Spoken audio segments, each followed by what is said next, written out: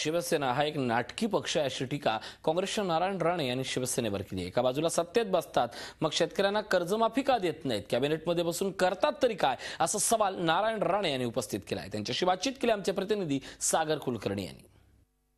शिवसेना एका बाजूला सांगते शेतकऱ्यांच्या आत्महत्येच्या संदर्भात किंवा श्रीहरी राणे यांच्या विरोधात आंदोलनाची भूमिका घेते. कुठेतरी अधिवेशन सुरू आहे, दोन्ही सत्ताधारींच्या वतीने एकच बाजू चालू. शिवसेना खरं म्हणजे मला कळत नाही, एका बाजूला सत्तेत राहायचं, सत्तेचे फायदे घ्यायचे आणि शेतकऱ्यांविरुद्ध सत्तेत आहात, मग शेतकऱ्यांना दिलासा कर्जमाफीचा का देत नाही? कॅबिनेटमध्ये का बसताय तुम्ही? कॅबिनेटमध्ये जात असाल तर सांगा कर्जमाफीचा विषय आणा. तिथे बोलत नाही, तिथे सगळे फायदे उठवायचे आणि बाहेर जाऊन सांगायचं आमचा विरोध आहे.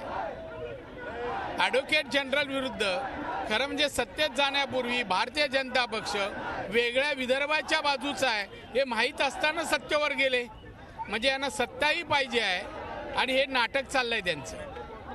शिवसेना ही नाटकी आहे, त्यांना स्वतःचं अस्तित्व नाही आहे, फरफडत जात आहेत आणि दुसऱ्या बाजूला आम्ही त्यातले नाही दाखवत आहेत.